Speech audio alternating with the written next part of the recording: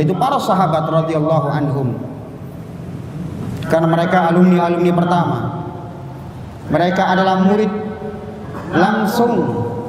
yang langsung mengambil ilmu dari Rasulullah SAW tanpa perantara.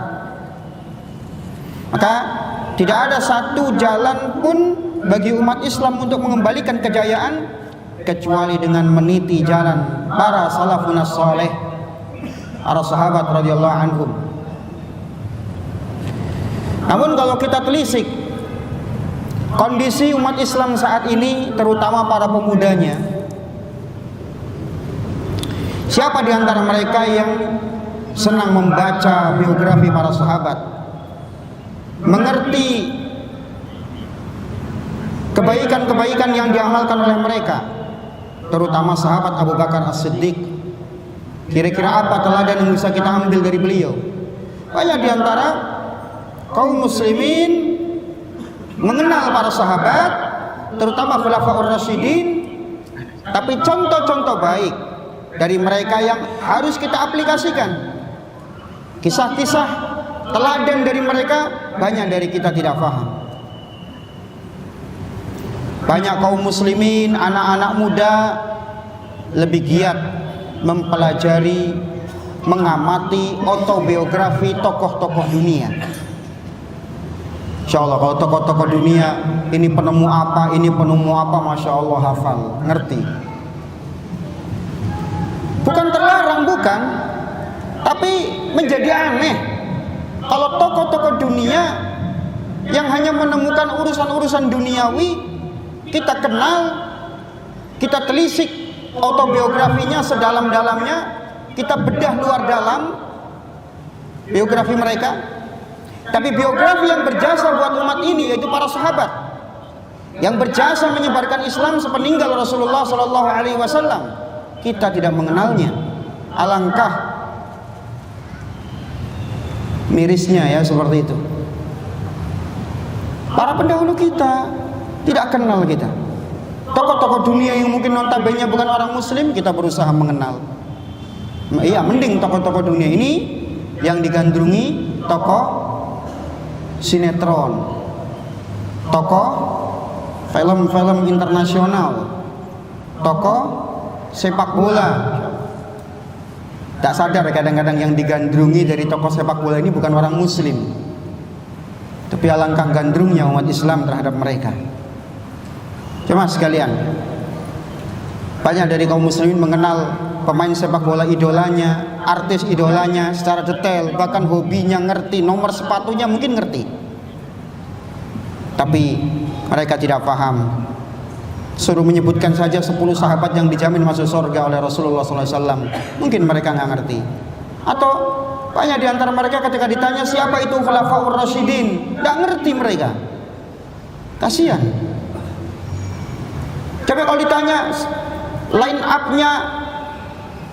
up-nya sepak bola negara ini, negara itu, paham. Kipernya, center back-nya, sayapnya, gelandangnya, playmakernya, strikernya, ngerti line up pemain sepak bola dengan komplit. Tapi apa? Khulafaur Rasyidin tidak ngerti. Siapa itu Khulafaur Rasyidin? Ketika ditanya pernah dengar nama Abu Bakar As-Siddiq, kayak inget-inget lupa. Masya Allah, Abu Bakar As-Siddiq inget-inget lupa. Ya kayak inget dulu, ntar dulu, terpikir dulu. Oh pernah dengar, kapan? Terakhir dulu ketika masih SD kelas 5 ketika di TPA. Wala quwata illa billah. Ini Umar bin Khattab kamu kenal? Pernah. Bin siapa dulu? Abdullah bin Utsman bin Amir dari Bani Taim At-Taimi Al-Qurashi. Nama beliau memang Abdullah, tapi Abu Bakar lebih akrab dengan panggilan Abu Bakar daripada Abdullah. Beliau lebih akrab dipanggil Abu Bakar. Al-Bakr itu artinya apa? Ada yang tahu? Bukan Al-Bikr ya. Al-Bakr. Yang pernah belajar bahasa Arab senyum-senyum ini. Al-Bakr itu artinya adalah onta muda. Kenapa beliau lebih terkenal dengan panggilan Abu Bakar? Karena dahulu di masa kecil beliau hobi bermain-main dengan anak onta, dengan onta muda. Ya seperti umumnya orang Arab sih, tapi memang Abu Bakar As-Siddiq ini memang kesenangannya binatangnya adalah onta, sehingga dikenal dengan panggilan Abu Bakar. Ada nggak anak beliau namanya Bakar? Nggak ada. Orang Arab dulu itu seneng digelari dengan panggilan-panggilan binatang yang memang menunjukkan keberanian dan kemuliaan. Nah, contoh onta, contoh harimau. Harimau itu namanya apa aja? Macam-macam. Ada yang namanya harimau itu asad. Harimau singa lah, mirip lah, satu spesies. Kadang disebut asad, kadang disebut haidar. Jadi haidar itu artinya apa? Macan. Ada yang namanya haidar di sini. Usama, ada yang namanya Usama? Usama itu juga artinya macan. Kemudian apa lagi? Fahad. Ya. Ini nama-nama macan. Jadi mereka orang Arab dulu biasa menamai anaknya dengan nama-nama harimau supaya jadi orang pemberani. Ya, tidak takut di medan perang. Makanya Ali bin Abi Thalib dipanggil oleh ibunya dengan panggilan apa? Haidar. Ya, singa yang pemberani. Mana memang luar biasa keberanian Ali bin Abi Thalib radhiyallahu anhu dalam peperangan. Nah, Abu Bakar ya, karena beliau hobi paling senang dengan onta-onta yang muda, ya, maka beliau dijuluki Abu Bakar. Julukan lain dari Abu Bakar adalah Al-Atiq. Apa Al-Atiq? Yang dibebaskan oleh Allah dari api neraka. Siapa yang menjuluki beliau dengan julukan Al-Atiq? Siapa lagi kalau bukan Rasulullah sallallahu alaihi wasallam. Rasul pernah bersabda, "Anta atiqullahi minan nar." Dalam hadis yang dikeluarkan oleh Imam Tirmidzi dan dinilai sahih oleh Syekh Al-Albani. Wahai Abu Bakar, engkau adalah orang yang Allah bebaskan dari api neraka. Julukan lainnya apa? As-Siddiq. Apa artinya As-Siddiq? Yang dipercaya. Kenapa dijuluki Siddiq? Karena beliau selalu membenarkan apa-apa yang datang dari Rasulullah SAW. Beliau tidak pernah mengingkari satupun yang datang dari Rasulullah. Di masa-masa orang-orang Quraisy mendustakan Rasulullah, Abu Bakar As-Siddiq orang yang membenarkan. Contoh momen di mana Abu Bakar As-Siddiq membenarkan apa yang datang dari Rasulullah sallallahu alaihi wasallam. Ketika kejadian Isra Mi'raj. Yang mana orang-orang Quraisy mereka tidak percaya dengan kisah Nabi bahwa Nabi diisrakan dari Mekah menuju Al-Quds, Al-Aqsa, kemudian sampai ke langit cuma satu malam. Bagi mereka apa? Mustahil.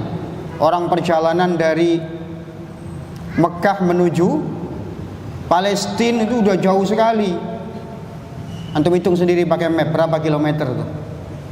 Ya. Jadi mereka mustahil, ini pasti bohong nih Muhammad. Mungkin ngimpi kali dia. Makanya jemaah sekalian, Isra Mi'raj yang terjadi pada Rasulullah itu terjadi dengan badan dan ruhnya.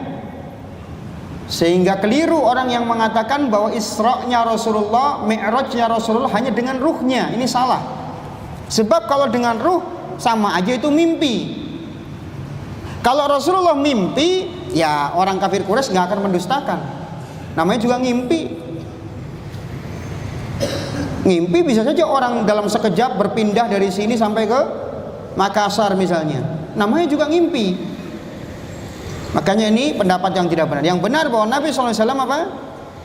Ketika di Isra Mi'rajkan dengan ruh dan jasadnya, bukan ruhnya saja. Ya.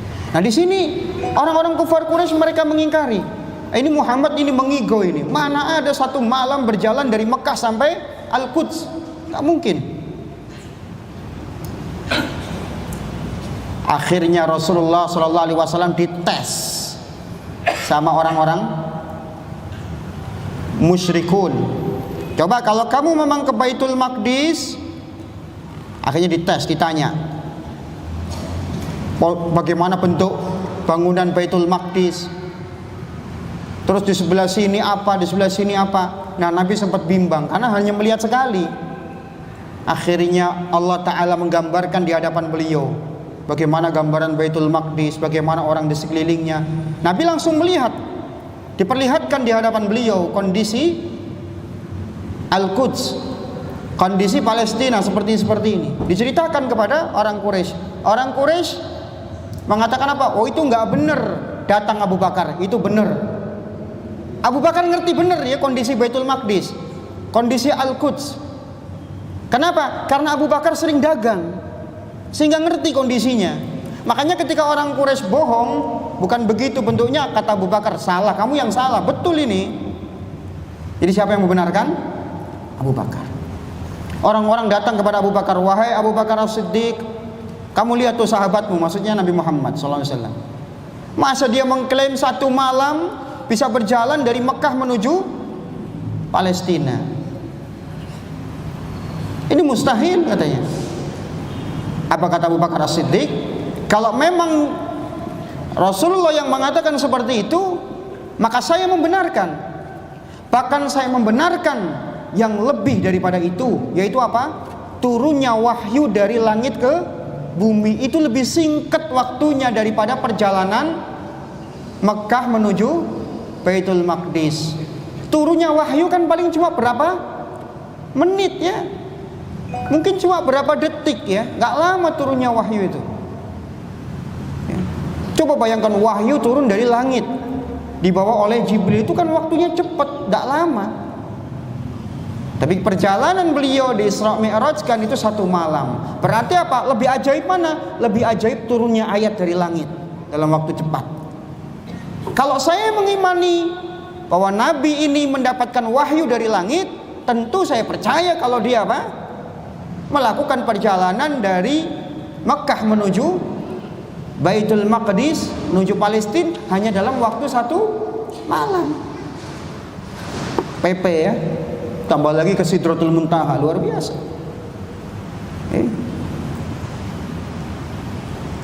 Padahal sebagian umat Islam sempat ragu dan sebagian ada yang sempat murtad.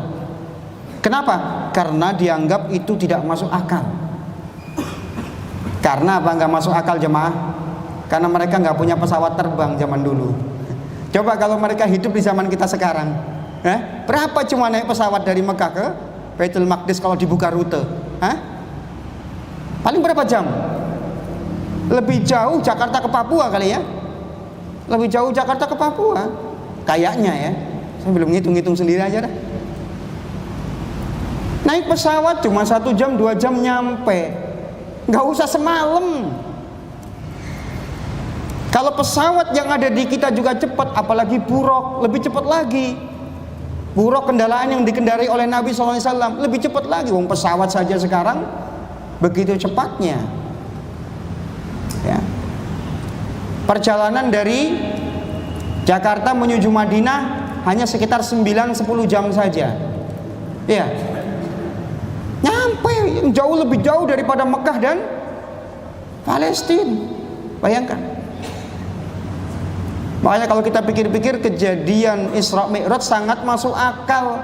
Sekarang saja manusia bisa bikin kendaraan cepat kok ya mah. Tapi di masa itu mustahil karena mereka nggak ngerti pesawat terbang kan, apalagi mau ngerti buruk, nggak ngerti lagi. Pesawat terbang aja nggak ngerti gitu loh. Taunya kalau jalan pakai onta, ya jelas berminggu-minggu bisa berbulan-bulan. Ayuh sekalian rahimani wa rahimakumullah, inilah kehebatan Abu Bakar As-Siddiq radhiyallahu anhu. Beliau tidak terprovokasi, terpengaruh oleh orang-orang Quraisy. Sementara sebagian kaum muslimin yang sempat masuk Islam sempat terprovokasi dan murtad. Ya, sempat. Masya Allah. Abu Bakar As-Siddiq membenarkan. Makanya beliau dijuluki As-Siddiq.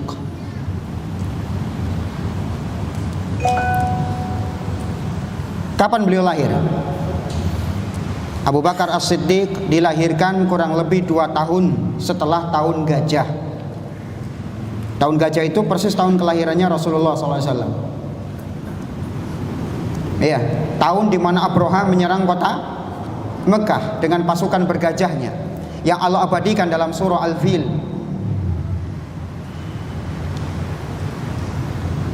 Dua tahun setelahnya Abu Bakar lahir. Berarti lebih tua mana dengan Rasulullah? Tua Rasulullah SAW selisih 2 tahun. Beliau di masa jahiliyah dibesarkan di dalam lingkungan yang kedua orang tuanya adalah orang tua terpandang dari Bani Taim At-Taimi. Bagaimana perawakan dan fisik beliau? Di dalam kitab Tarikh Al-Khulafa Ar-Rasyidin, Tarikh Ad-Da'wah fi Ahdil Khulafa Ar-Rasyidin, disebutkan ciri-ciri Abu Bakar As-Siddiq. Di antara riwayat-riwayat yang menyebutkan bahwa beliau berkulit putih, perawakannya bagus, bentuk tubuh kurus, ya, beliau nggak gemuk tapi kurus, sedikit bungkuk. Kemudian beliau mengenakan pakaian sejenis sarung, tapi sarungnya sering melorot, jamaah sekalian. Kenapa? Karena Abu Bakar As-Siddiq itu orangnya kurus, sehingga sarungnya sering melorot. Kadang-kadang sampai isbal, tapi isbalnya nggak disengaja, itu karena melorot.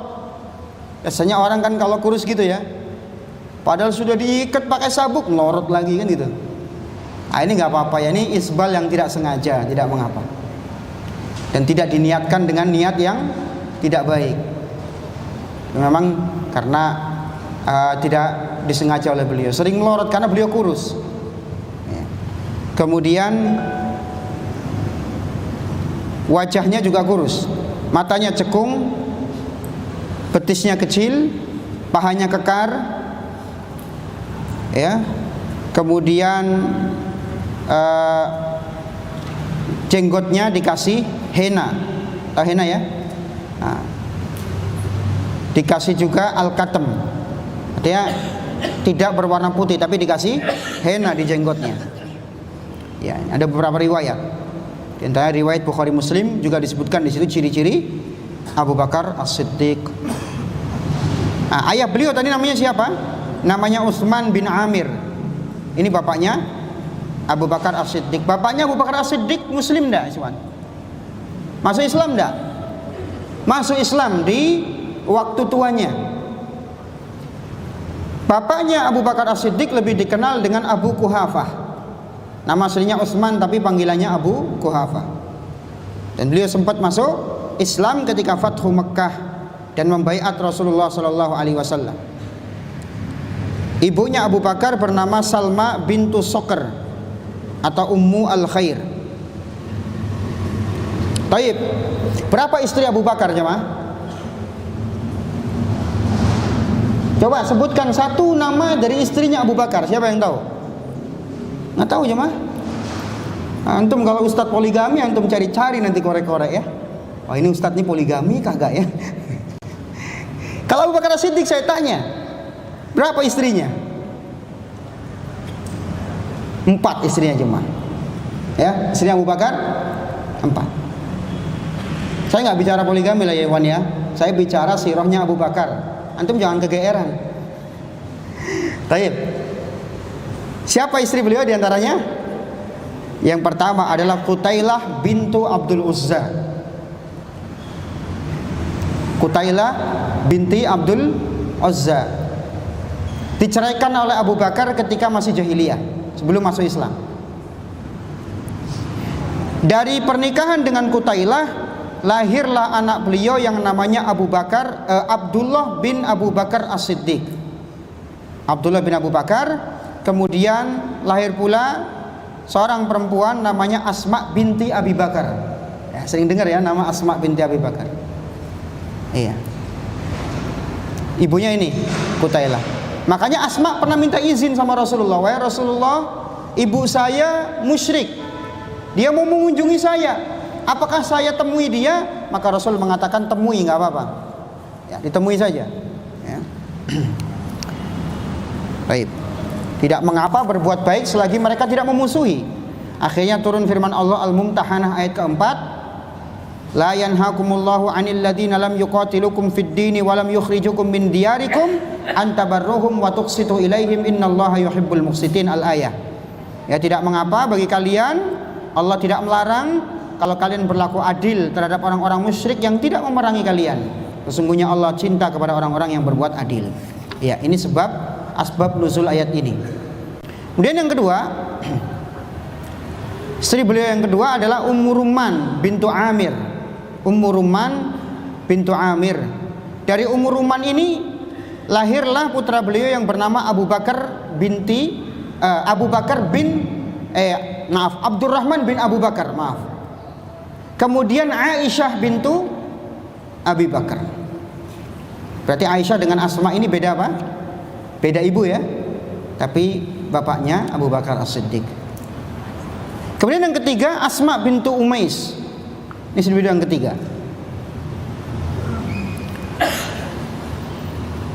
Beliau menikahi Asma bintu Umais,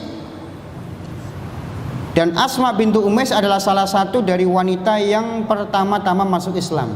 Sebelum menikah dengan Abu Bakar, Asma sempat menikah dengan Ja'far bin Abi Thalib, sepupunya Rasulullah SAW, saudaranya Ali bin Abi Thalib. Ketika Ja'far meninggal dalam perang Mu'tah, maka Abu Bakar menikahi Asma bintu Umais, dan Asma bintu Umais ini yang memandikan jenazahnya Abu Bakar. Dari pernikahan dengan Asma bintu Umais lahirlah seorang putranya yang bernama Muhammad bin Abi Bakar. Kemudian yang keempat adalah Habibah binti Kharijah dari suku Khazraj, orang Ansor. Ya. Kemudian dari Habibah ini lahir putri beliau namanya Ummu Kulsum, tapi lahirnya setelah wafatnya Abu Bakar. Lahir dalam kondisi yatim ya, karena lahirnya setelah wafatnya Abu Bakar. Ummu Kulsum ini, Ummu Kulsum binti Abi Bakar. Baik. Jadi putra putri beliau jumlahnya berapa ikhwan? Keseluruhan. Nah, putranya siapa aja tadi? Abdurrahman bin Abi Bakar, Abdullah bin Abi Bakar, Muhammad bin Abi Bakar. Putrinya siapa? Asma binti Abi Bakar. Kemudian Aisyah Ummul Mukminin, istrinya Rasulullah SAW. Kalau Asma binti Abi Bakar suaminya siapa ikhwan? Az-Zubair bin Awam, sahih. Nah. Kemudian siapa lagi? Ummu Kulsum binti Abi Bakar. Baik. Ini putra-putrinya Abu Bakar As-Siddiq radhiyallahu anhu. Dan yang ajaib jemaah, para ulama mengatakan bahwa Allah berikan keberkahan pada keluarganya Abu Bakar. Keluarganya Abu Bakar itu keluarga yang berkah. Kenapa? Semua putra-putrinya masuk Islam. Tidak ada satupun putra-putrinya Abu Bakar yang musyrik, tidak ada. Semuanya masuk Islam. Bapak ibunya Abu Bakar juga masuk Islam. Ini keluarga berkah, ya. Dan dari keluarga Abu Bakar sering turun ayat-ayat penting. Contoh ayat tentang tayamum, bermula dari kisah Aisyah yang kehilangan kalung yang dia pinjam. Kisah tentang difitnahnya Aisyah sehingga turun hukum berkenaan dengan orang yang menuduh wanita baik-baik dengan tuduhan zina tanpa mendatangkan 4 saksi, dicambuk berapa kali? 80 kali cambuk. Dari mana asal usulnya? Dari kejadian Aisyah yang difitnah. Coba bayangkan.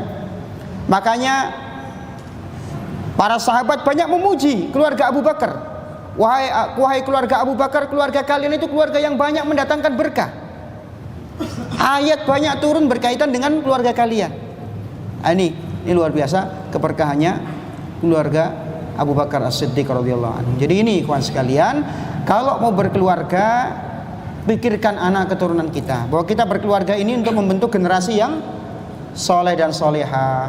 Bukan berkeluarga itu dalam rangka sekedar melepas status jomblo. Duh, nggak enak, dicela terus, ditanya terus nggak enak, kapan nikahnya terus, nggak enak. Lo tinggal dijawab aja nanti kalau sudah khitbah selesai. Kok ditanya begitu saja pakai baper? Cuma jadi nggak usah apa, nggak usah takut ya. Kalau memang belum ada kemampuan menikah, ya sudah bilang saja. Nanti kalau sudah khitbah, ada waktunya kan gitu. Ya, di sebagian orang itu menikah hanya karena semata-mata melepas status sosial saja, supaya bisa ganti status. Ya, nelongso kalau datang kemana? Kalau datang ke pernikahan, kondangan nggak ada gandengan. Ini kondangan nggak ada gandengan gitu. Tuh lihat temennya sudah pada punya gandengan. Ya kami. Jadi berarti nikah nggak punya tujuan cuma. Nikah itu bukan sekedar melepas status, tapi bagaimana membina keluarga yang sakinah mawaddah warahmah, begitu jemaah. Keluarganya beriman, keluarganya berkah. Ya. Baik, jadi ini tujuan membentuk sebuah keluarga.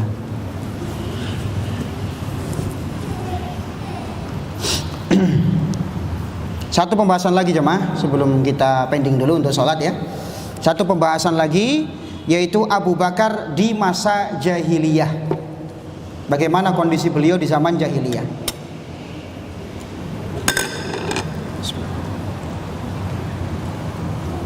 Kenapa kita perlu membahas ini? Kan zaman jahiliyah itu kan zaman jelek ya. Untuk apa membahas biografi sahabat di masa jahiliyah? Jawabannya jemaah, Nabi SAW pernah mengatakan, khiyarukum fil jahiliyah idza faqihu. Orang yang paling utama di antara kalian, kata Nabi, adalah orang yang punya keutamaan di masa jahiliyah, kemudian dia faham tentang Islam. Jadi yang dulu di masa jahiliyah dia bisa menjaga kehormatannya, maka ketika Islam, dia masuk Islam dan paham tentang agama Islam, kata Nabi, mereka adalah orang-orang pilihan. Contohnya Abu Bakar As-Siddiq. Di masa jahiliyah beliau tidak pernah melakukan hal-hal yang aneh-aneh. Benar-benar mirip kondisinya masa mudanya dengan masa muda Rasulullah SAW. Karena memang dua orang ini akrab, berteman dari semenjak masa jahiliyah. Abu Bakar ini apa? Sebagaimana Rasulullah nggak pernah mabuk, nggak pernah main perempuan, nggak pernah judi, nggak pernah menyembah berhala, maka Abu Bakar pun seperti itu. Abu Bakar di masa jahiliyah tidak pernah sekalipun minum khamr. Makanya di dalam kitab Tarikh Khulafaur Rasyidin disebutkan, Abu Bakar As-Siddiq pernah ditanya, "Wahai Abu Bakar, pernahkah engkau di masa jahiliyah meminum khamr?" Pernahkah engkau di masa jahiliyah meminum khamr? Maka kata Abu Bakar, "Na'udzubillah. Seorang yang sudah minum khamr pasti akan hilang kehormatannya." Hilang kehormatannya. Sementara orang yang punya kehormatan di masa jahiliyah, orang yang tidak pernah meminum khamr. Coba, meskipun di zaman jahiliyah orang banyak minum khamr, tapi yang tidak meminum khamr dialah orang yang terhormat. Kenapa? Kalau sudah sering minum khamr pasti error otaknya, error akhlaknya, error juga pemahamannya. Kenapa? Dirusak oleh khamr. Makanya Abu Bakar tidak pernah sekalipun meminum khamr, tidak pernah main perempuan, tidak pernah berjudi. Ini. Dan Abu Bakar di masa jahiliyah adalah orang paling paham tentang nasab jahiliyah. Nih, paling paham tentang nasab. Saya tanya antum, siapa yang hafal silsilah keturunan nasab sampai kakek kelima? Ngacung. Ada yang hafal? Sampai kakek kelima. Berarti apa? Kakek kan bapak siapa, kakeknya siapa, Buyutnya siapa, canggahnya siapa, warengnya siapa, udek-udeknya siapa tuh? Siapa yang hafal? Hah? Kalau orang Arab jemaah itu hafal mereka. Banyak, padahal sampai kakeknya ke-10 hafal. Mereka menjaga itu nasab itu. Dari mana asal keturunan mereka? Nah sekarang ini musibah. Bahkan kita kakek saja, kadang kakek aja nggak tahu namanya. Ini musibah. Ada seorang cucu kalau ditanya kakekmu siapa, tahu, ya. Emang gue pikiri katanya, subhanallah, kakeknya aja nggak ngerti gitu. Ah ya sudah kakek. Apalagi ditanya buyutnya, buyut mana ya nggak ngerti lah, ya. Ini musibah. Kakeknya sendiri tidak tahu, buyutnya tidak tahu juga. Maka ini jemaah sekalian rahimani wa rahimakumullah, apa pentingnya kita mengetahui nasab? Kata Nabi sallallahu alaihi wasallam, ta'allamu min ansabikum ma tasiluna bihi arhamakum. Pelajarilah nasab-nasab kalian agar kalian mengerti siapa nanti yang harus disambung tali silaturahminya. Karena menyambung tali silaturahim dengan orang yang punya hubungan kekerabatan akan menambah umur dan jadi berkah umurnya ya. Kemudian apa? Menambah rizki atau rizkinya menjadi berkah dengan menyambung tali silaturahim. Makanya kita perlu ngerti nih siapa yang punya hubungan-hubungan kekerabatan, jangan cuek lah.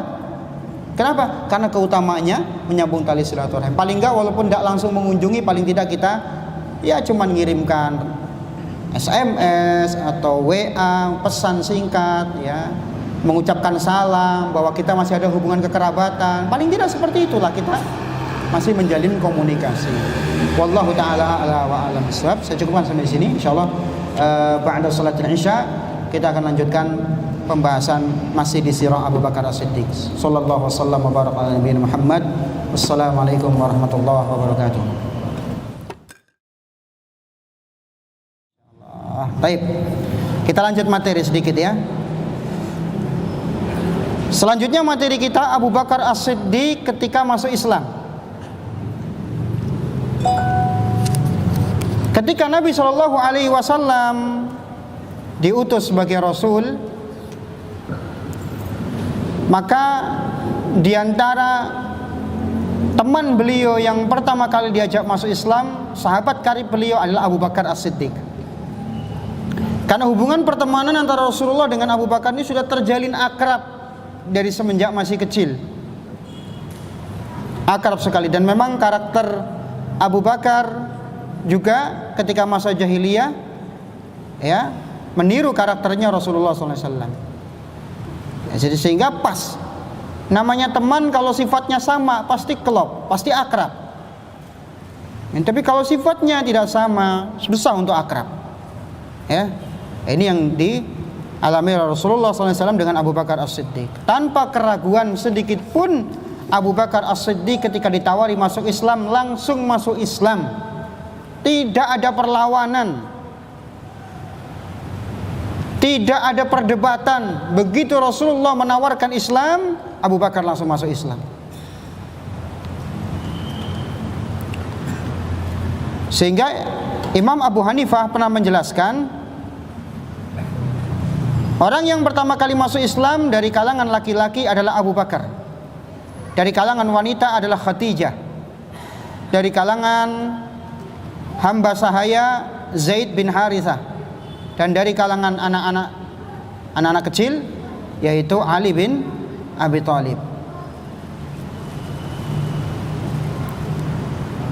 Maka ketika Rasulullah SAW mengetahui bahwa Abu Bakar As-Siddiq langsung menerima tawaran beliau masuk Islam, maka Rasulullah SAW sangat gembira sekali, bahagia sekali, karena Abu Bakar adalah teman yang paling akrab dengan Rasulullah SAW. Nah, berkat masuk Islamnya Abu Bakar juga, kemudian masuk Islam pula orang-orang pilihan yang lainnya. Siapa? Di antaranya masuk Islam Utsman bin Affan melalui perantaraan Abu Bakar As-Siddiq, Az-Zubair bin Awam, Talhah bin Ubaidillah, Sa'ad, Bahkan ketika itu kabilah Bani Taimi ya sempat mengancam, kalau sampai Abu Bakar mati, Utbah bin Rabi'ah akan kita bunuh dimanapun dia berada. Sampai begitu. Itu. Ternyata Abu Bakar As-Siddiq masih siuman, masih sadar. Ketika sadar, coba bayangkan apa yang ditanyakan pertama kali. Tidak mengeluh, aduh sakit, aduh kapok deh saya dakwah, aduh nyesel saya tadi pidato dihajar. Tidak. Begitu bangun, Abu Bakar As-Siddiq pertama kali yang beliau tanyakan, mana Rasulullah Sallallahu Alaihi Wasallam? Jangan-jangan Rasulullah diapa-apakan sama orang Quraisy. Ya. Cari Rasul, di mana Rasul? Saya belum tenang kalau belum mendengar bahwa Rasulullah itu aman. Coba, dalam kondisi dihajar, dalam kondisi apa? Beliau terluka, masih ingat Rasulullah SAW, tidak mengeluh sama sekali. Ini ujian dakwah jemaah. Kalau setingkat Abu Bakar As-Siddiq pernah disakiti di jalan Allah karena mendakwahkan agama Allah, ya, maka tentunya kita siapa dibandingkan dengan Abu Bakar As-Siddiq? Ya. Kadang-kadang baru sebentar saja kita menjalankan sunnah, sudah baru dicibir sebentar, Wahabi. Baru dibilang gitu sudah ngeper kita. Baik. Dibilang wah ini bakal calon teroris. Difitnah seperti itu. Jangan ngeper, tetap kita istiqomah. Nabi mengingatkan kita di zaman kita sekarang, bada'al islamu ghariban wa sayaudu ghariban kama bada' fatuba lil ghuraba. Islam itu dimulai dalam kondisi asing dan akan kembali asing seperti sekarang ini. Ajaran Islam yang hak itu dianggap asing, dianggap ajaran baru. Fatuba lil ghuraba, maka beruntunglah orang-orang yang asing. Asing di sini bukan mengasingkan diri, bukan tampil eksklusif, bukan itu maksudnya. Tapi apa? Dia mengamalkan sunnah Nabi sehingga dianggap asing, menghidupkan ajaran Nabi yang ditinggalkan oleh manusia sehingga dianggap aneh. Dalam riwayat lain disebutkan alladzina yufsiduna alladzina yuslihuna ma afsadan nas. Orang yang ghuraba ini, orang yang asing ini adalah orang-orang yang melakukan perbaikan, islah, ketika kebanyakan manusia melakukan kerusakan. Dia tidak terbawa arus. Ya. Ini perjuangan kita di akhir zaman. Mana ini butuh kita istiqomah luar biasa, ujian-ujian banyak datang. Ya. Ini jangan pantang menyerah. Kita ini jadi orang jangan gampang menyerah. Ya, tentu perjuangan kita tidak seberat perjuangan Abu Bakar As-Siddiq, perjuangan Khulafaur Rasyidin. Dulu membela sunnah Nabi itu sampai berdarah-darah jemaah sekalian. Buktinya tuh Abu Bakar As-Siddiq sampai dihajar massa. Tapi tidak membuat Abu Bakar As-Siddiq kecil nyalinya, tidak, bahkan bertambah besar nyalinya. Maka Abu Bakar bertanya, mana Rasulullah? Apakah Rasulullah nggak apa-apa atau bagaimana kondisinya sekarang? Jangan-jangan ikut dihajar juga. Ketika mendapatkan kabar bahwa Rasul baik-baik saja, Abu Bakar As-Siddiq mengatakan, saya tenang sekarang.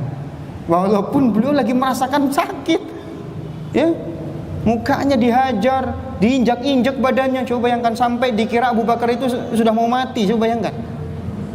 Beliau masih mengingat, itu cintanya beliau kepada Rasulullah SAW dan pengorbanan beliau untuk mendakwahkan ajaran Rasulullah SAW.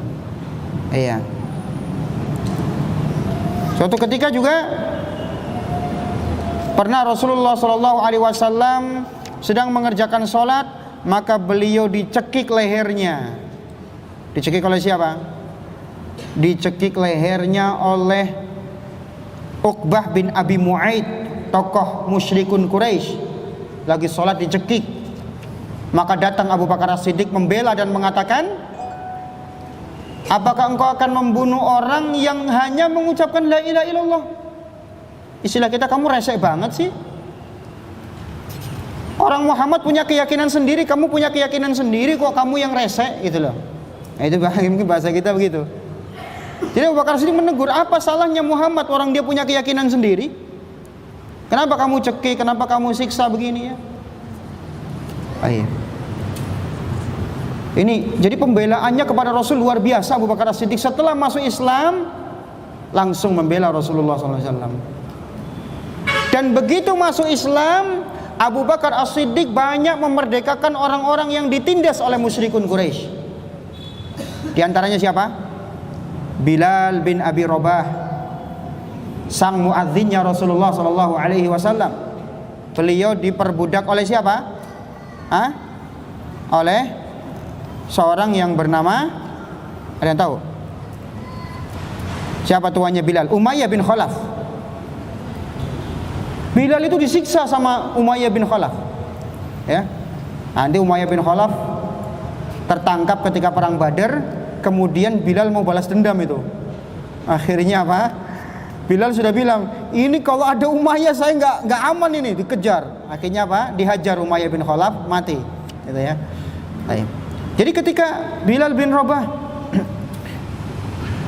baru masuk Islam, maka apa? Disiksa sama tuannya. Ditimpakan apa? Batu yang besar di badannya. Diarak, dikelilingi, ya, dilempari batu oleh anak-anak kecil. Di tengah terik matahari, ya, beliau diikat. Disuruh untuk berbuat kesyirikan. Ayo kembali sembah Lata, kembali sembah Uzza. Maka Bilal mengatakan Al-Ahad, Ahad, Ahad, Ahad, Allah yang Maha Esa, nggak ada yang lain yang saya sembah. Coba bayangkan. Saking beliau nggak sempat ngomong Allahu Ahad. Kenapa? Karena siksaannya saking kerasnya. Sampai cuma bilang apa? Ahad, Ahad. Cuma gitu aja. Tetap disiksa. Tapi luar biasa kesabarannya Bilal. Maka melihat seperti itu Abu Bakar As-Siddiq merasa kasihan. Akhirnya Abu Bakar As-Siddiq mendatangi Umayyah bin Khalaf. Wahai Umayyah, kenapa kamu siksa budak yang kasihan ini? Ini gak punya apa-apa, gak punya pembela. Kamu menyiksa orang yang lemah. Apa sih salahnya? Wong dia cuma memeluk agama Islam, salahnya apa? Padahal di masa itu jemaah belum disyariatkan sholat, belum disyariatkan zakat, belum disyariatkan puasa, belum ada syariat sholat, puasa, zakat itu belum ada. Coba kalau Bilal sholat sehingga menyebabkan dia tidak kerja gara-gara sholat misalnya, barangkali mungkin majikannya menyiksa karena nggak kerja, ya nggak? Tapi Bilal ketika itu belum sholat karena belum disyariatkan sholat, dan juga tidak puasa sehingga mengurangi apa? Jatah kerja. Belum ada puasa ketika itu. Jadi benar-benar disiksanya Bilal bukan karena tidak profesional dalam kerja, tidak, tapi karena apa? Murni akidah. Karena nggak suka Umayyah bin Khalaf dengan akidah tauhid, sehingga disiksa. Maka datang Abu Bakar, sudah kita tukaran budak. Saya punya budak hitam, kuat, udah kamu ambil. Kemudian apa? Bilal saya ambil dan saya merdekakan. Akhirnya Abu Bakar As-Siddiq membayar 40 uqiyah emas dan memerdekakan siapa? Memerdekakan Bilal. Luar biasa. Makanya Allah Ta'ala mensifati sifat-sifat Abu Bakar dalam Al-Quran. Di surah Al-Lail ayat 17-21 Allah mensifati sifat Abu Bakar. Walaupun ini bukan cuma sifat Abu Bakar ya, tapi sifat Ahlul Jannah secara umum. Cuman ketika itu yang pertama kali layak dengan sifat ini adalah Abu Bakar. Apa kata Allah? Wasayujannabuhal atqa, dan kelak akan dijauhkan oleh orang-orang yang paling bertakwa. Neraka akan dijauhkan dari orang-orang yang bertakwa. Alladzi yu'ti malahu yatazakka, yang mana dia dahulu telah menginfakkan hartanya untuk mensucikan dirinya. Maksudnya di sini Abu Bakar As-Siddiq dan yang lain-lainnya yang mengikuti jalan beliau. Wa ma li ahadin indahu min ni'matin tujza. Padahal ketika dia menginfakkan hartanya, memerdekakan budak, sama sekali bukan karena membalas budi. Kalau Bilal pernah berjasa sama Abu Bakar, ya wajar Abu Bakar memerdekakan Bilal. Tapi apa? Gak ada sama sekali hutang budi Bilal atas Abu Bakar, gak ada. Murni karena apa? Melihat saudaranya seiman disiksa, gak tega, maka dikeluarkan harta. Gak jemaah? Seharusnya kita begitu. Ada saudara kita seiman kena bencana, kena musibah, segera peka kita. Infakkan sebagian harta kita yang kita miliki. Ada saudara kita yang sakit, kita peka. Ya. Paling minimal kalau kita tidak membantu dengan harta, tidak membantu dengan materi, kita doakan, itu minimal. Masa sih ada orang muslim tega membiarkan saudaranya dalam kondisi sengsara? Nah, inilah solidaritas Islam yang dicontohkan oleh Abu Bakar kepada kita. Tidak ada hubungan nasab antara Abu Bakar dengan Bilal, nggak ada. Dan Bilal juga tidak pernah memberikan jasa kepada Abu Bakar sehingga Abu Bakar berhutang budi, tidak pernah. Murni melakukan itu apa? Illa btigha'a wajhi rabbihil a'la, kecuali karena murni mengharapkan wajah Allah Ta'ala. Wala saufa yardha, kelak Allah akan ridho terhadap orang yang seperti ini. Siapa yang pertama mencontohkan? Abu Bakar As-Siddiq. Coba di masa itu, siapa yang berani memerdekakan budak kayak Abu Bakar As-Siddiq? Belum ada. Luar biasa. Langsung begitu hijrah, begitu masuk Islam, apa? Langsung melakukan kebaikan-kebaikan. Tidak setengah-setengah. Itu Abu Bakar As-Siddiq. Ya. Makanya Abu Bakar As-Siddiq itu orang yang diberi pilihan oleh Allah untuk masuk ke pintu manapun dari pintu surga. Karena semua pintu surga itu Abu Bakar As-Siddiq mengamalkannya. Semuanya mengamalkan. Ya, jemaah sekalian.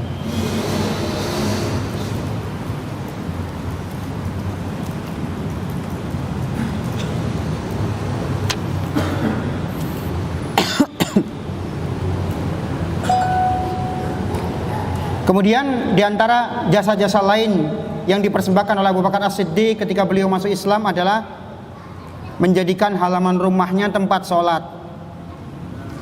Ya, jadikan halaman rumahnya tempat sholat. Ini dipergunakan oleh kaum muslimin untuk sholat, silakan, nggak dilarang. Kemudian Abu Bakar As-Siddiq adalah orang yang mudah menangis. Kalau kita mudah apa? Mudah ketawa ya. Nah, orang Indonesia itu murah senyum. Ya. Murah senyum beda sama mudah ketawa ya. Murah senyum itu anjuran. Tapi kalau banyak ketawa, bagus apa jelek? Hah? Kata Nabi sallallahu alaihi wasallam, kasratud dhahik tumitul qalb. Banyak ketawa itu mematikan hati. Ya. Sehingga kalau mau tertawa sewajarnya saja. Apalagi kadang-kadang kita ini hobinya ketawa. Hobi ketawa dalam arti apa-apa yang diinginkan harus ketawa. Ya. Senang dengan acara-acara lawakan. Senang membuat ketawa orang tapi dengan kebohongan. Nah, ini nggak boleh. Bercanda boleh tapi tidak boleh dengan kebohongan. Bahkan kalau cari ustadz dicari yang lucu, biar ada ketawanya. Hah? Tahu jemaah.